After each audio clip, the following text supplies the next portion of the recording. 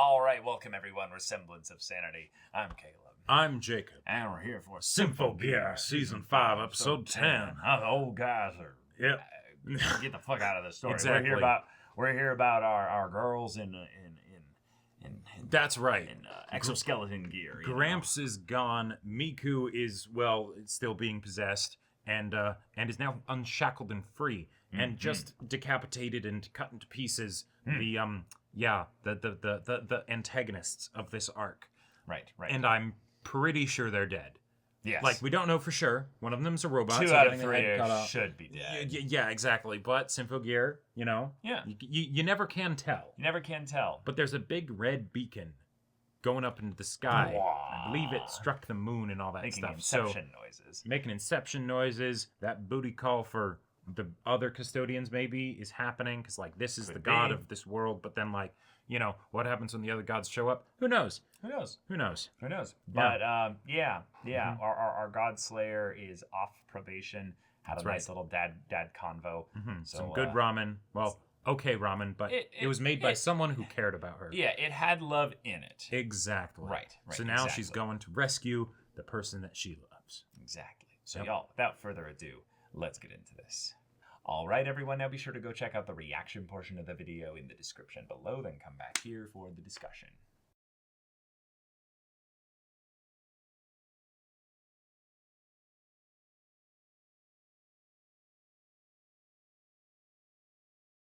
All right, that was a very topsy-turvy episode. It was indeed. We got ourselves some crazy action again. Another confusing time skip. Yep.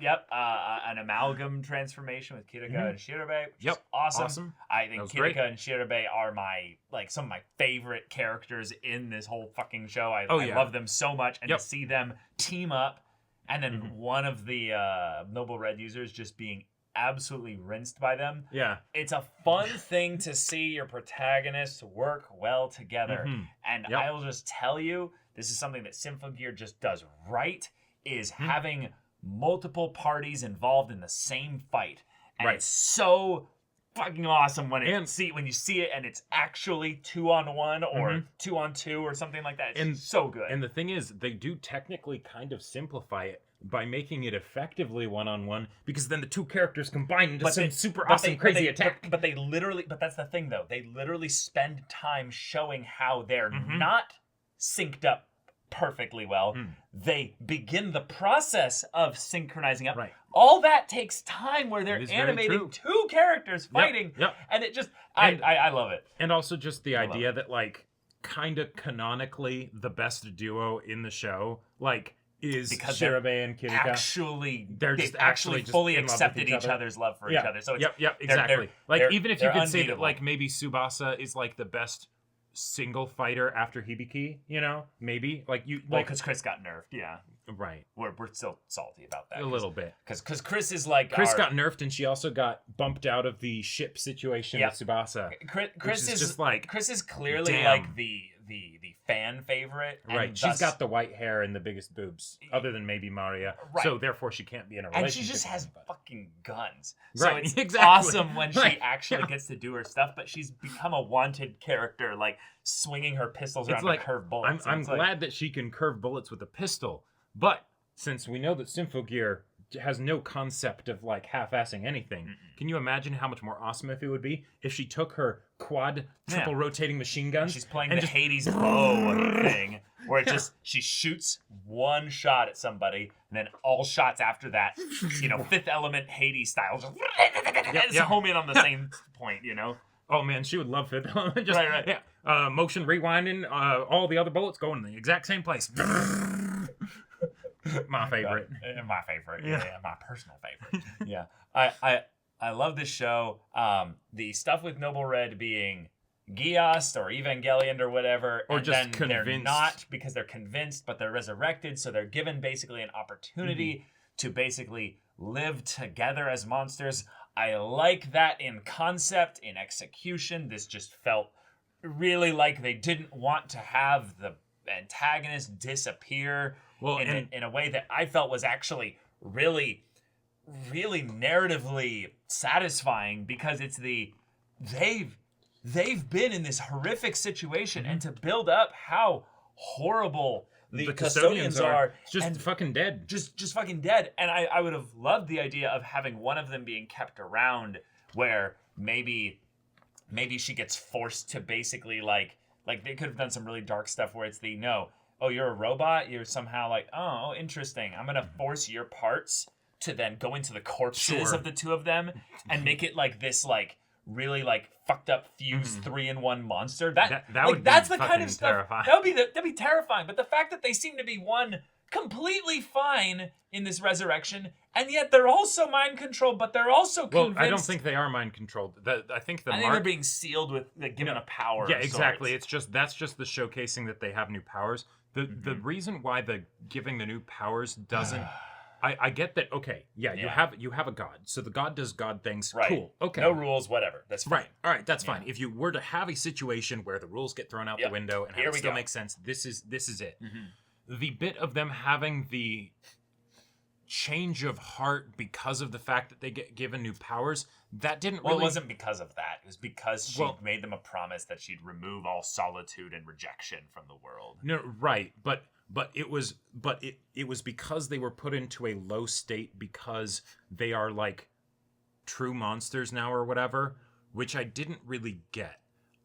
To be honest, I didn't even realize that their motivation was actually to go back to normal. I feel like that if that was mentioned before. No, it was mentioned a few times. Because the dynamic that's why they want the divine powers, that they'll be able to then effectively gotcha. Okay, what sure, they are. Yeah. Sure. Okay, so cool. They're Ed and and Alphonse. They're wanting to use this to get their original bodies back. That's a great motivation, but the idea that as a result of that plan not working, then causing them to be like, okay, we're monsters forever. I guess maybe because they failed, but like they not only failed, they were so completely dominated in terms of power that it might have been almost this is a weird thing there, but it might have been almost like a oh shit, we can't do anything here.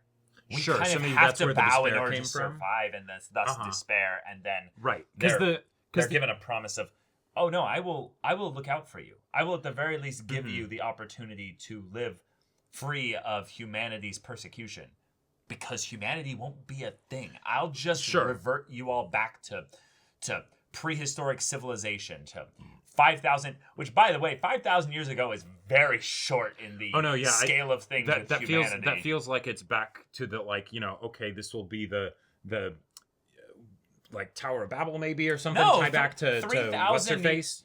Because 5,000 years ago, there's still the Sumerians like kicking it 2,000 years before that even. No, right. So this is not like height of prehistoric civilization. Yeah. Yeah. Right. But that's the thing then. What do you mean that you revert it back then? Because there's tons of people. Yeah. I mean, it's a god. I could kind of just buy that happening, but is it going to really? But with regards to Noble Red, the thing that confused me is that the most interesting part of their dynamic to me was the fact that it's we're all monsters. We don't want to be. We have each other. We have each other. Yeah. And it's loneliness. Yeah. Right. And I didn't really understand how that would have been changed, taken to a new level, or whatever, as a result of this not working. Right. Like, because it really did seem like they were setting them up to very quickly be able to be in the situation where they could be friendshipped and handheld by Hibiki, because they didn't have some crazy big plan or whatever. It's just we're trying to take care of ourselves. We don't believe that anyone is out there that would actually look out for us. Yeah. So, we're not initially trusting of you, but there's not some other thing that we can't hold your hands because we're doing this thing, right? And so I thought that there was going to be something where then they could actually end up maybe teaming up, and that could be cool and all that stuff. Still can happen. And that still can happen, but with this happening, that makes me question my understanding of their characterization beforehand, which, okay. But that's basically the episode. It's a setup where we now have Yggdrasil being brought up because I believe Fina did invoke Yggdrasil a little bit in the end of season 1. That's I think where the only time Yggdrasil's been referenced before this, I think. Not sure about that, but I have to go back and check. But the idea of, okay, we're gonna line things up very Fine style. Yep. Make a very erect structure to contact and connect with the base on the moon. Awesome. To set things up for probably the actual god or gods to show up. Because if the god of this world is just a custodian that manages this world, not even necessarily like the leader of the custodians. The leader of the custodians, yeah. We could be in a very serious bit of escalation very soon, very quickly, and thus this is basically this is what the custodians being unleashed upon this world would look like. Is they would take people that would be their avatars of their will, imbue them with godlike power, use them, spit them out, and just be done. And that can be a way where you don't, if you have more custodians show up later, although given that it's this late in the season, and this is the final season, I get the feeling that might not happen, but Symphogear can move at a crazy pace when it wants to. So three episodes is plenty of time. Oh, right? Yeah. If you look back at shows like Gurren Lagann, the anti-spirals were absolutely thrown in very, very late in terms of them actually using their full power and stuff like that. And then them going to space and all of that stuff. And that was early even. They could do a whole lot in just 2 episodes, I could say. Yep. Or I could see. And also, I think that based on the way Symphogear kind of does its story and stuff, we could end the story very much with the conflict having been done 5 minutes before that, you know? Yes. Like having a final song, having the song of humanity be sung. Yep.